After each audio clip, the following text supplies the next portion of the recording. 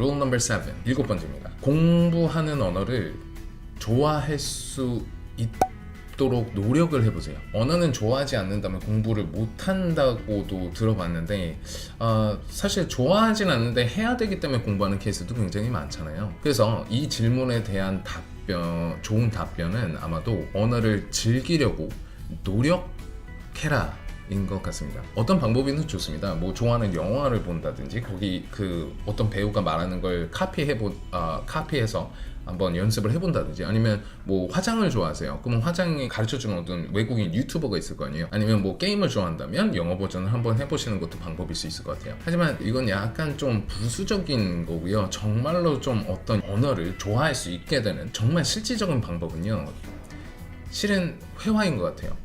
제가 회화학원을 지금 운영하고 있어서 굳이 이런 말을 드리는 건 절대 아니라요. 회화는 이제 사람과의 소통이기 때문에 재미를 붙일 수 있는 가장 좋은 방법입니다. 상상해보세요. 앉아서 50개의 문장을 자신이 혼자 연습을 하는 것과 앞에 사람이 있고 누군가의 대화를 통해서 한 50개의 문장을 같이 말해보고 소통을 하는 것과는 분명히 다릅니다. 제가 들어본 후기 중에 저희 이제 강의에 있어서 가장 많은 내용을 차지하고 있는 후기들이요, 저를 만나고 처음으로 영어의 재미를 느끼셨다는 후기가 가장 많았어요.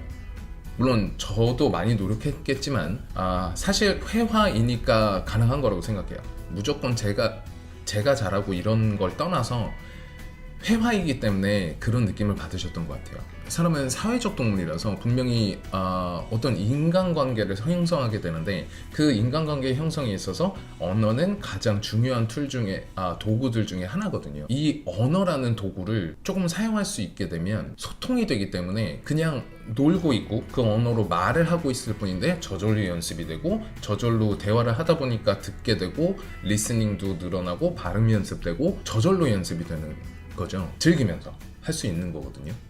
대화는 누구든지 즐길 수 있거든요. 제가 알기로는 사람은 말을 하는 걸 싫어하는 사람은 없다고 합니다. 자신의 말을 하기 싫어하는, 물론 듣기를 좋아하는 사람도 많이 있겠지만 분명히 대화를 하면서 살게 되어 있거든요. 그래서 회화는요, 단어 공부, 듣기 공부, 그리고 말하기 공부가 잘 섞여 있는, 가장 이상적으로 섞여 있는 게 바로 회화입니다. 정말 영어를 제대로 공부하시려면 단어를 먼저 외우고 회화 시작해야지, 내지는 문법을 먼저 공부하고 회화를 시작해야지가 아니라 처음부터 회화를 이용을 해서 공부를 시작하세요. 그러면 최소한 공부가 싫어지지는 않으실 거예요. Rule number 8, 여덟 번째입니다. 외국에 나가야만 회화를 할 수 있다? 마스터할 수 있다? 아닙니다. 절대 아닙니다. 이건 확실히 말씀드릴 수 있어요. 외국에 한 번도 나가지 않고 회화를 정말 잘하실 수 있는, 원어민 실력으로 잘하실 수 있는 분들을 제가 너무 많이 봤어요. 그리고 실제로 외국에 나가서 과연 말을 많이 할 수 있을 거라고 생각을 하시는데 굳이 그것도 아니에요. 뭔가 느낌상 외국에 가면 나 하루 종일 영어 써야지, 영어 쓸 수 있을 거야, 이렇게 생각을 하시는데, 생각을 좀 바꿔서 지금 당장 한국에서 제가 한국어를 공부한다고 치고 난 한국어 공부하러 한국에 왔다. 그래서 이제 공부해야지. 지금 당장 집 밖으로 나가서 길거리에 걷고 있는 그 행인과 대화를 하시겠나요? 그렇지 않거든요. 아니면 뭐 편의점에 갔어요. 편의점에 갔는데 거기서 일하시는 분이 제 문장을 고쳐줄까요? 카페에서 일하는 분들이 두세 문장 이상 저랑 대화를 해줄까요? 절대 그렇지 않습니다. 한 문장 얘기하고 그냥 1시간, 2시간 흘러가 버리거든요. 제가 드리는 제안은 두 가지가 있습니다. 첫째, 같이 공부할 수 있는 친구를 만드셔야 돼요. 외국인일 필요는 없습니다. 흔한 착각이 외국인과 하루 종일 있으면 뭔가 영어가 금방 잘 될 것 같고 하는데 굳이 그렇지가 않습니다. 일단 첫째로 문화가 다르고 개그 코드가 분명히 달라요. 그리고 자신의 말을 이해를 못 해줄 때도 있습니다. 내지는 그 사람의 말이 전혀 이해가 안 갈 때도 있죠. 대화라는 게 재미가 없으면 자꾸 안 하게 돼요. 그리고 계속하기 힘들어지거든요. 예를 들어서 10명의 외국인 원어민들이 옆에 쫙 있어요. 그리고 자신이 혼자 이제 그 언어를 공부하겠다고 같이 있어요. 결국 며칠 후에는요, 그 그룹 안에 자신이 끼지 못하는 자신을 발견하시게 돼요. 아주 어릴 때 간 거는 조금 달라요. 분명히 그쪽 아주 어릴 때는 워낙에 벽이 서로 없기 때문에 서로 그냥 친해지고 하는 것들이 조금 있지만, 저희도 실은 이제 한국인들끼리 같이 시간을 보내기 원하지, 예를 들어서 외국에서 오신 분들과 한국어로 그렇게 오랜 시간을 보내려고 하지는 않을 것 같아요. 아주 어릴 때 외국에 간 것을 제외하고는 사실 한 15살 이상 정도면 대부분 같은 부류의 사람들과 언어를 배우게 돼요. 실제로 자녀분들을 보내시거나 아니면 뭐 주변에 친척분들이나 친구분들이 외국에 가신 분들이 있다면 실은 원어민들하고 그렇게 말을 해서 영어가 늘어서 오는 게 아니에요. 절대. 자신과 비슷한 부류의 사람들과 공부를 하는데요. 차라리 그게 더 효과적일 수 있어요. 하루 종일 틀렸다고 지적받으면 말하기 싫어지거든요. 제가 드리는 제안은 같이 공부할 수 있는 엇비슷한 레벨의 친구입니다. 자신의 말을 고쳐주지는 못해도 들어줄 수만 있으면 돼요. 아주 잘 들어줄 수만 있으면 돼요. 예전에 제가 다큐멘터리를 하나 본 적이 있었는데 10살이 되지 않은 어떤 영재 아이가 있었는데 그 아이들의 부모님이 어떻게 교육을 하나 이제 알아보려고 취재를 나갔어요. 그런데 놀라웠던 건 그분의 그 아이의 부모님들은 실은 벙어리였더라고요. 유심히 관찰을 해보니까 그 아이가 말하고 있는 걸 관심 있는 분야를 1시간이 됐든 3시간이 됐든 눈을 마주치고 계속 바라만 봐주셨어요. 미소를 띠고. 이것만 했는데도 그 아이는 이제 똑똑해지고 더 많은 것들을 배우고 자신감을 찾아가게 됐더라고요. 신기하죠? 자신의 말을 들어주고 귀담아 들어줄 수 있는, 같이 공부할 수 있는 그 친구를 찾으세요. 거울보다 훨씬 좋습니다. 두 번째 제안은 영어로 생각을 하는 거예요. 이게 제일 안 될 수 있는 방법, 제일 안 되는 부분 중에 하나인데요. 한 사람이 하루를 살다 보면 굳이 그렇게 말을 많이 안 할 때도 있어요. 하지만 생각은 굉장히 많이 합니다. 말은 안 해도 생각은 굉장히 분명히 많이 하거든요. 자신이 외국에 살고 있다는 그런 착각을 심어주시고 생각 자체를 그 언어로 해보세요. 엄청난 연습이 됩니다. 자신이 모르는 것을 바로 그렇게 생각할 수는 없지만 자신이 알고 있는 것들을 정말 많이 연습시켜 줄 수 있는, 훈련시켜 줄 수 있는 굉장히 좋은 방법입니다. 누가 옆에서 뭐라고 하지도 않을 거고요. 시끄럽다고. 언제 하든 아무 상관이 없는 거죠. 버스 안에서 예를 들어서 쩍벌남이 있어요. 그러면 짜증나. 그러면 그걸 짜증나 이러지 마시고 It's annoying. 만약에 모른다면 crazy 정도 아신다면 He's crazy. 뭐 이런 식으로 한번 머릿속으로 외쳐본다는 거죠. 틀려도 상관이 없어요. 아는 것들을 불러오는 데 시간을 줄이는 게 정말 중요하거든요. 그래서 자신만의 표현으로 연습을 해보세요. 외국을 가지 않고도 실컷 할 수 있는 작업입니다. 예를 들어서 한국에서 외국어로 생각하는 사람과 외국에 나갔는데 한국어로 생각하는 사람이 있어요.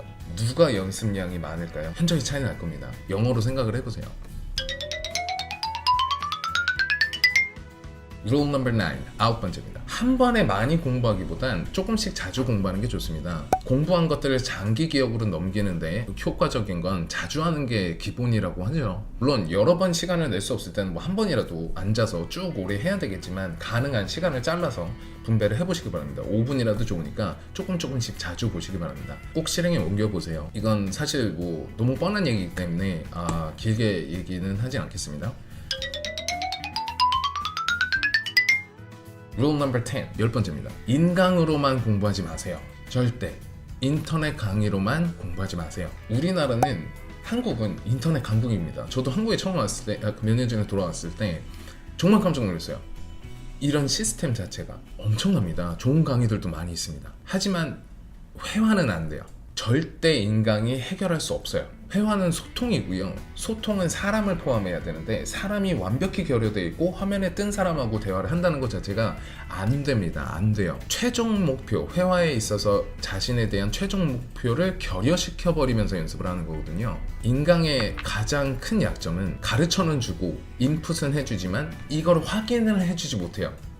회화를 다른 공부랑 똑같이 생각하시면 안 됩니다. 물론 수학이라면 뭐 어떤 규칙을 배우고 그걸 적용해서 답만 체크하면 되겠잖아요. 그래서 답 체크하면 이거 내가 잘 적용했구나 라고 할 수 있는데 언어는 그렇지 않거든요. 변수가 너무 많고 한 가지 말이라도 굉장히 여러 방법으로 말을 할 수가 있습니다. 단순히 외우는 게 아니라 자신이 그 문장을 만들 수 있는 구성력을 배우는 게 가장 중요하거든요. 그 능력을 키우셔야 돼요. 대답 없는 화면에서 나온 사람과 공부를 한다는 건 정말 주변만 맴돌다가 실제로 제대로 해보지 못하는 격이 돼요. 효과가 굉장히 떨어집니다. 물론 굉장히 기본적인 것들은 연습을 하면 좋죠. 제 말은 인강이 나쁘다는 게 아니에요. 절대 인강이 나쁘다는 게 아닙니다. 인강을 하고 배운 내용들을 사용을 해서 말할 그 어떤 장소나 시간이 있어야 돼요. 그걸 사용하지 못한다면 정말 끝까지 안 돼요. 그래서 참고로 저희 인강은 무조건 첨삭 프로그램이 병행됩니다. 그냥 인강만 해서는 안 되는 걸 저희는 알고 있거든요. 다시 한번 강조를 한 번만 더 드릴게요. 인강이 안 좋다는 게 아니라 공부하고 사용하고 싶은 말들을 사용해 볼 수 있는 어떤 플랫폼이 있어야 된다는 말입니다. Rule 11, 11번째입니다. 틀려도 된다는 마음을 갖고 크게 말하세요.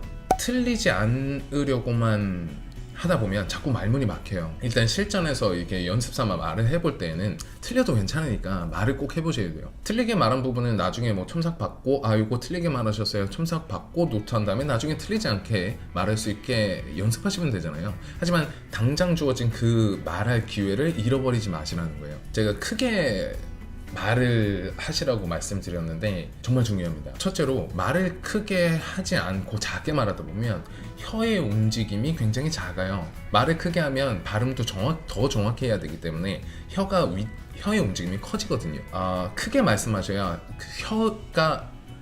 혀의 정확한 위치를 연습하실 수 있어요. 몸으로 연습할 수 있다는 거예요. 자전거 타듯이. 그래서 나중에는 작게 말을 연습을 하다 보면 크게 말할 때 그 발음이 정확히 안 날 수도 있어요. 결국 어떤 중요한 자리나 어떤 프레젠테이션이라든가 해야 된다면 발음이 잘 안 나오는 거죠. 그리고 그보다 더 중요한 건 말을 작게 하면 상대편이 못 알아들었을 때 그게 자신이 문장이 틀려서 잘못 말해서 못 알아들은 건지 목소리가 작아서 못 알아들은 건지 구분할 수 없어요. 제가 캐나다에서 영어를 가르쳤을 때 지금 떠오르는 에피소드가 하나 있는데 문법 정말 완벽하고 발음도 굉장히 좋은 한국인 학생이 하나 있었고요. 대신에 목소리가 굉장히 작은 여학생이었어요.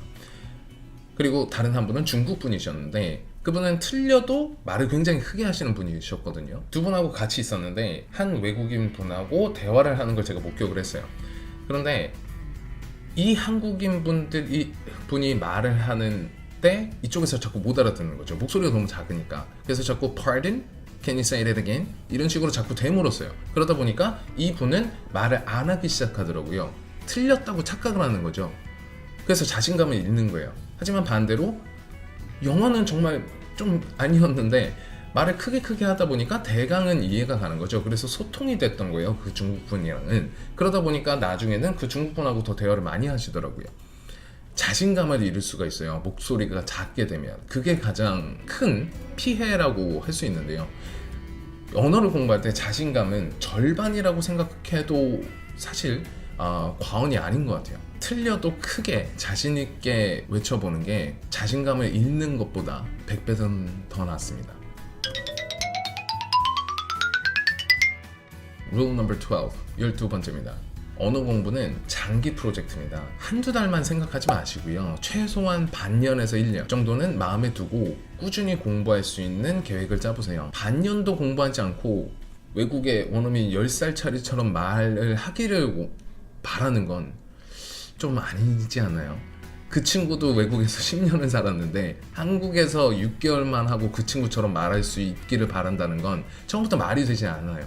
그렇기 때문에 상식에 맞지 않는 한 달의 공부 내지는 2달의 공부 이런 거 생각하지 마시고요. 상식에 어긋나지 않는 공부 계획을 제대로 세우시고 꾸준히 하는 것 잊지 마세요. 하지만 끝은 있어요. 끝은 있습니다. 자, 여기까지가 제가 드리는 팁입니다. 가능한 모두 적용해보려고 노력을 해보신다면 어느새 새로운 언어로 편하게 말하고 있는 자신을 찾으실 수 있을 거예요. 지금부터 바로 시작을 하세요. 구독 누르시고 그리고 저희 영상에 정말로 댓글 한번 남겨보세요. 첨삭 한번 받아보시고 그래서 약간의 연습이라도 놓치지 마시고 그래봐야 1분이지 않습니까? 한번 해보고 첨삭도 받아보시고 칭찬도 잊지 마시고요. 앞으로 다른 구체적인 단어 공부 영상이라든가 단어 공부를 할 때 필요한 팁이라든가 아니면 발음 연습이라든가 등등의 영상들은 이제 차차 올려드리도록 하겠습니다. 칭찬을 좋아하는 EDB 학원 원장 벤자민이었습니다. 감사합니다.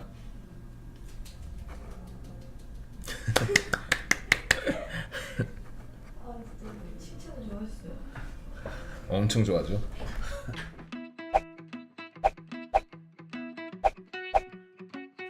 회화는 EDB.